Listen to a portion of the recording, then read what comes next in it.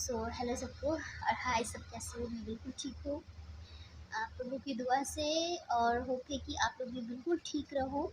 अगर ठीक नहीं हो तो मुझे देख के ठीक हो जाओ, ठीक है? तो आपको अपनी जितनी प्रॉब्लम है सब छोटी लगने लग जाएगी अगर आप मेरी स्टोरी सुनोगे। मैं आज ये ये टॉपिक लेके आई हूँ कि आज मैं मेरा ठीक होने का रीज़न क्या है, मैं कैसे ठीक हुई हूँ। मैं एक 4 स्टेज कैंसर पेशेंट हूँ, जिससे मुझे डॉक्टर ने सिर्फ 6 मंथ का टाइम दिया था। और मैं उस चीज़ से कैसे बाहर आई हूँ, क्या रीज़न है। फाइट तो मैंने किया है क्योंकि मेरे साथ हुआ है। क्या रीज़न है, किसने मेरा साथ दिया है और किस रीज़न की वजह से मैं ठीक हुई हूँ। मैं आपको अभी छोटा सा एक वीडियो दिखाऊंगी। आप उस वीडियो से होप है कि आप समझ जाओगे। फिर भी मैं पहले वो वीडियो दिखाऊंगी, फिर मैं उस वीडियो के बारे में बताऊंगी।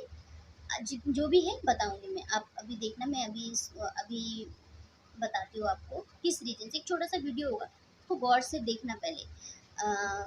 मेरे और मेरे फियांसे का वीडियो होगा, उसमें वॉइस नहीं होगी, सिर्फ पिक्चर्स होंगे हम दोनों के। एक बार आप देखना।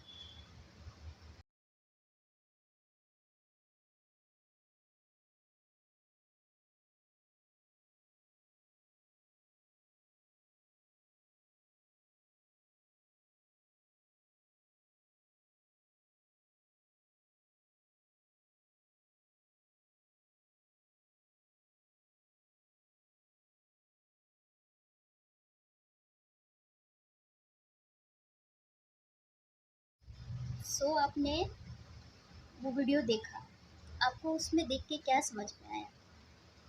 मैं डांस कर रही हूँ उनके सामने। वो मेरी फियांसी है। हमारी लव स्टोरी लव स्टोरी बोल सकते हो, हमारी अरेंज मैरिज है। मेरी उनसे शादी तय हुई थी कि मार्च 2022 में हमारी शादी हुई। हमने जस्ट 3 मंथ हुए थे, हमने बात करना स्टार्ट किया था। जस्ट 3 मंथ हुआ था। फिर धीरे धीरे मेरे को बीमारी खांसी होने लगी। जब उन्होंने मुझसे बात करना स्टार्ट, हल्की हल्की खांसी होने लगी। वो बोलते थे, अनुको तुम्हें खांसी क्यों होती है? मैं दवाई ववाई खाने लग गई थी, ठीक हो गई थी। आफ्टर 3 मंथ के बाद मेरी बीमारी इतनी ज़्यादा बढ़ गई, मैंने डॉक्टर को दिखाया, टेस्ट कराया, नॉर्मल आया टेस्ट। प्राइवेट में गई 2 बार गई, नॉर्मल आया। मैंने पहले भी बोला जी मेरे को ये बीमारी, ये जो मेरे को ऐसा महसूस हो रहा था, फिर भी मैं अब यहाँ पे जो मेरे कार्ड था, मैं उस चीज़ को लेकर प्राइवेट डॉक्टर के पास गई। उन्होंने बोला कुछ नहीं है, नॉर्मल है, ऐसे करके टाल दिया। ऐसे करके टालने के बाद मैं भी आ गई। तो बड़े डॉक्टर है, उन्होंने ऐसे बोला तो मैं क्यों अपने हेडेक। तो धीरे धीरे मेरी बीमारी बढ़ने लग गई। तो मुझे कैंसर था, ये चीज़ वो डायग्नोज नहीं कर पाए। मुझे कैसे पता चलेगा? ऑब्वियसली सी बात है, हमें लगा सर्दी खांसी जुकाम है, जो सबको होता है, मुझे भी हुआ है। मेरे फियांसी बोलते थे अनुपा अच्छे से डॉक्टर को दिखाओ। फिर मैं बेड पे आ गई, बिल्कुल बेड पे आ गई। मैं जॉब करती थी 15 दिन की। मैं जहाँ जॉब करती थी वहाँ से मुझे छुट्टी नहीं दी थी। जो मेरे मैनेजर थे वो बहुत ही खड़ूस थे। मेरी कंपनी बहुत अच्छी है, मेरे जो मैनेजर थे बहुत ही खड़ूस मैनेजर थे। मुझे छुट्टी नहीं दे रहे थे, तो बोल रहे थे आज नहीं कल नहीं, आज नहीं कल नहीं, ऐसे बोल रहे थे। मैं उनसे कहती रही कि सर मुझे बहुत ज़्यादा प्रॉब्लम हो रही है, मुझे छुट्टी दे दो। तो मेरी जो स्टाफ है वो भी बोलती थी अनुपा तुम्हें बहुत ज़्यादा खांसी हो रही है, तुम जॉब के चक्कर पे मत पड़ो, तुम नौकरी छोड़ो, तुम अपने इलाज कराओ पहले। तो उनको सबको डाउट हुआ कि मुझे टीबी है। फिर भी मेरे मैनेजर ने मुझे छुट्टी नहीं दिया। तो मैंने घर में आके अपने फियांसे से बात की। उन्होंने बोला तुम्हारी बहुत ज़्यादा तबीयत खराब है, तुम एचआर को लीव डाल दो। मैंने एचआर को मेल डाल दिया, एचआर ने मुझे छुट्टी छुट्टी प्रोवाइड कर दिया। फिर मैनेजर मुझे कहने लग गया तुमने मुझसे बात क्यों नहीं की। मतलब कितने अनरिस्पॉन्सिबली बंदे हैं। अब उनको पता चला मुझे कैंसर है तो मुझे सहानुभूति दे रहे। जब ज़रूरत थी तब तो दिया नहीं। पूरी स्टेज पे आ गई हूँ, उसके बाद जाके आप हमें हेल्प कर रही हो। तो इसका कोई मतलब नहीं बनता, इन सेंस नहीं बनता। आपके सामने मैं ड्यूटी कर रही हूँ, आपको दिख रहा है कि मेरी तबीयत इतनी ज़्यादा ख़राब है, तो आपको आपकी रिस्पॉन्सिबिलिटी 15 दिन के 20 दिन 25 दिन की छुट्टी दे के आपको छुट्टी देनी चाहिए। ये तो मतलब अब मेरी जॉब ना छूट जाए मैं इस वजह से मैं फिर भी मैं ट्रीटमेंट कराती रही, ऐसा नहीं है। फिर बाद में पता चला कि जो भी हुआ है कैंसर है। और पता चला कि 4 स्टेज कैंसर है। तब तो मतलब वो बहुत बुरा दिन है, बहुत बुरा दिन था। होप है कि कभी ज़िंदगी में ऐसे दिन देखने को ना मिले। सो मैंने अपने फियांसे से कहा, वो रोने लग गए। इतना ज़्यादा रोने लग गए। और घर में मेरी सिस्टर थी मेरे साथ, उन्होंने मना किया बोलने के लिए। मैंने बोला क्यों ना बोलूँ, आज नहीं तो कल उन्हें बोलना ही है। तो जब मैं हॉस्पिटल से निकली तो रोते रोते मैंने उनको बोला, वो रोने लग गए। वो मतलब जहाँ भी खड़े थे बिल्कुल ऐसे हो गए, स्टॉप हो गए, फ्रीज हो गए। वो वहीं पे रोने लग गए, बोला मेरे साथ ही ऐसा क्यों होता है।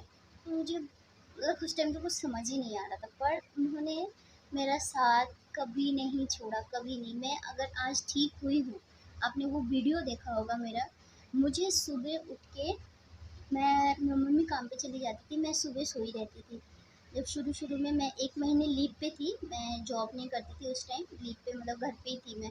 तो शुरू-शुरू में कैंसर पता चला, ऑब्वियसली सी बात है, बहुत बड़ा सदमा लगता है इंसान को, तो मैं घर पे ही थी। मैं सुबह में उठती थी ना, वो तो उस टाइम वो जो वीडियो है वो तो जॉब टाइम की है। मैं सुबह उठती थी, वो मुझे हँसाते थे। उठ के बोलते थे अनोखा डांस करो, अमीरों वाला डांस करो, गरीबों वाला डांस करो। मुझे खुश रखने के लिए उन्होंने क्या नहीं किया उन्होंने। सच बोल रही हूँ, आप बोल कि आज के टाइम पे प्यार नहीं है। आप मतलब मैं बहुत खुशनसीब हूँ कि मुझे बिट्टू जैसा इंसान मिला है और इतना खुश रखते हैं मुझे। मैं मतलब उनको कैसे बोलूँ, मैं एक्सप्रेस नहीं कर पा रही हूँ अपना जो है। सिर्फ 3 महीने हुए थे मैं उस बंदे से बात करे हुए। 3 महीने में क्या रिलेशन होता है, क्या होता है, कुछ नहीं होता है। लोग 10-10 साल प्यार करते छोड़ के चले जाते, 5 साल प्यार करते छोड़ के चले जाते। सिर्फ 3 महीने हुए थे उनसे मैंने बात की थी, सिर्फ बात करते हुए। वो कोलकाता में थे, मैं दिल्ली में रहती हूँ, तो मैं दिल्ली में थी। जो रिटेल लाइन में जॉब करते, मैं भी रिटेल लाइन में जॉब करती।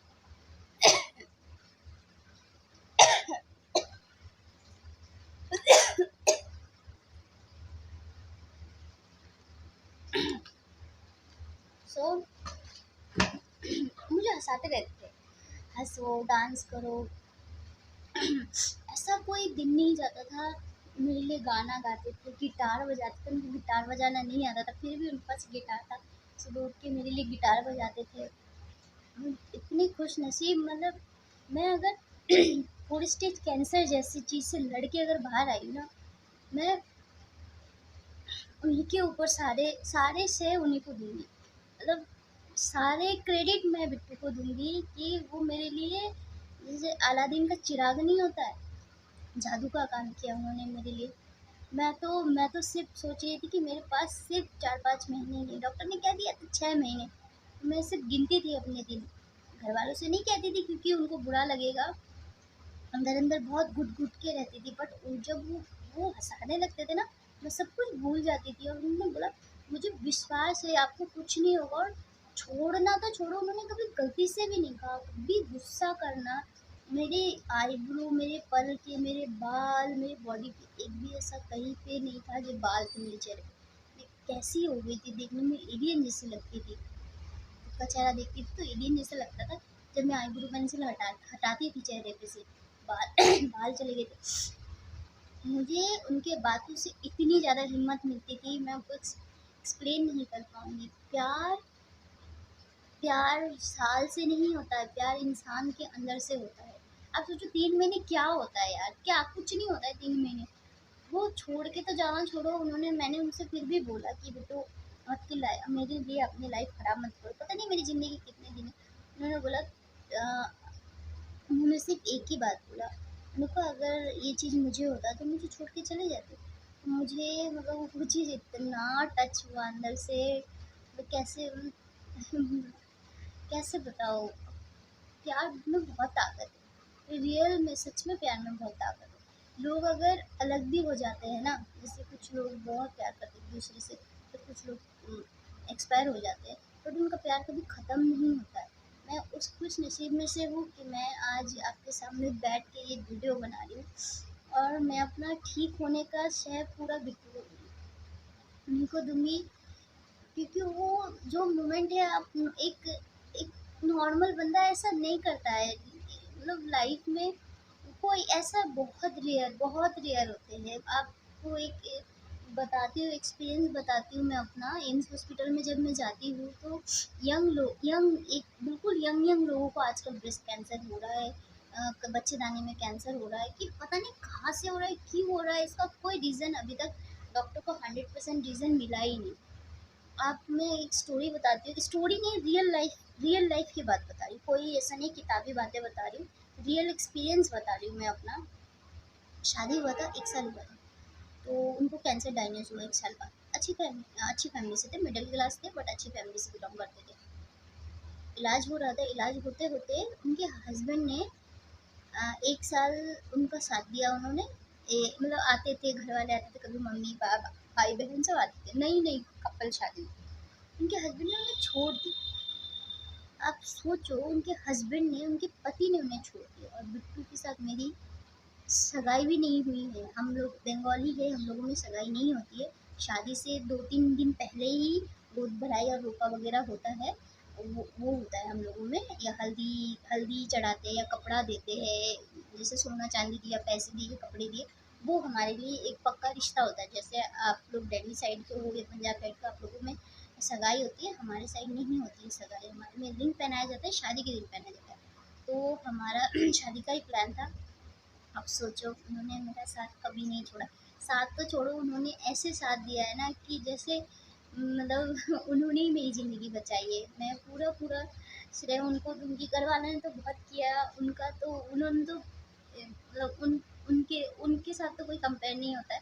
बट पराया लड़का, कोई रिश्ता नहीं है उनके साथ, कुछ नहीं, जस्ट बात करना स्टार्ट। उन्होंने इतना साथ दिया, मैंने जब उनकी बात सुनी ना, तो बहुत बुरा लगा कि उनके हस्बैंड उनको छोड़ के चले गए हैं। ये अंदर आपकी आत्मा से कितना, मतलब मुझे सुन के कितना बुरा लगा। और साइड में जब भी जाती हूँ, लोगों से बात करती हूँ, तो सब बोलते हैं आपकी शादी की। मैंने बोला नहीं, मेरी शादी, मैं हंस के बोलती नहीं हुई मेरी शादी। बोले ओहो। मैंने बोला मेरी शादी होने वाली थी। बोले अब तो टूट गई। सब एक ही बात कहते हैं, अब तो टूट गई, अब तो टूट गई। मैंने सब लोग इतने सारे, कम से कम 100 200 300 लोगों से मैं बात कर चुकी हूँ, उससे भी ज़्यादा शायद। सब बोलते हैं आपकी शादी टूट गई होगी। मतलब लोगों के माइंड में एक ही चीज़ रहता है, इंसान छोड़ के चला जाता है इस टाइम पे। बट जिनको साथ देना होता है ना, वो देते हैं चाहे किसी भी हाल में हो। मैं हॉस्पिटल में जाती, कुछ किसी हस्बैंड को हो रखा है, किसी की वाइफ को हो रखा है, कुछ लोग इतना ज़्यादा साथ देते हैं कि क्या बताऊँ। और मेरा साथ, जो साथ देते हैं तो उनके लिए तो कोई लफ्ज़ ही नहीं है, क्योंकि हमारी अभी तक सगाई वगैरह कुछ भी नहीं हुआ, सिर्फ रिश्ता हुआ था। और रिश्ता दिल से होता है। खूबसूरती ये सब चीज़ें तो बहुत, मतलब बाद में, बस एक एक वो होता है, अट्रैक्टिव होता है, उसके बाद कोई मायने नहीं रखता ये सारी चीज़ें, कोई भी मायने नहीं रखता है। अब सोचो मैं कैसी हो गई थी। मेरे मतलब वो खुद को बहुत गंदा लगता था, शीशे देखने में बहुत अजीब लगती थी। मैं जब सुबह उठ के मुँह वगैरह धोती थी, मेरे आईब्रो वगैरह नहीं दिखते थे मुझे, कैप कैप नहीं रहता था, बहुत गंदा लगता था। बट वो मुझे हँसाते थे, वो बोलते थे दुनिया की सबसे ब्यूटीफुल लड़की हो आप सोच नहीं सकते मुझे उस टाइम कितना ज़्यादा अच्छा लगता था। मतलब मेरे अभी भी आँखों में आँखें भर आ रही है, मैं इतनी खुश नसीब हूँ। सो मेरा ये वीडियो बना रही हूँ आज बिट्टू की वजह से बना रही हूँ। अभी वो पहले वो कोलकाता में थे, तो वो दिल्ली आना चाहते थे, बट अब उनका ट्रांसफ़र नहीं हो पा रहा था, क्योंकि प्राइवेट जॉब है, जल्दी से ट्रांसफ़र होता नहीं। तो उन्होंने जॉब चेंज किया मेरे वजह से जॉब चेंज किया। अभी वो बैंगलोर चले गए। उनको अभी चेन्नई में एक जॉब मिला है, अच्छे डिपार्टमेंट मैनेजर के पोस्ट पे है। तो मेरे लिए उन्होंने दूसरा जॉब ज्वाइन किया है। अभी वो बैंगलोर में है, उनकी ट्रेनिंग चल रही है 3-4 महीने की। वो दिल्ली आएंगे तो हम लोग साथ में रहेंगे, हम खुद मैनेज करेंगे और हम साथ में रहेंगे। सो मैंने डॉक्टर ने फिर भी बोला है कि आपको जिस स्टेज का कैंसर है, आप मतलब आप बहुत ज़्यादा, आप लंबी ज़िंदगी नहीं, मतलब ऐसा नहीं कह सकते नहीं जी होंगी, बट बोला मेडिसिन आपका हमेशा चलता रहेगा। तो मैंने कभी भी कोई चीज़ बिट्टू से छुपाया नहीं, क्योंकि जो इतना सच्चा इंसान है, उससे छुपाना तो पाप है। पाप बोलते हैं ना, जैसे वो पाप है। मैंने उनसे बोला, उन्होंने बोला कोई बात नहीं, उनको क्या हो गया, अगर आप दोबारा आपको कैंसर हो भी गया, अभी तो मेरे रिपोर्ट में बिल्कुल कुछ भी नहीं आया। अभी 1 ईयर, मुझे जून से ट्रीटमेंट चालू हो गया था।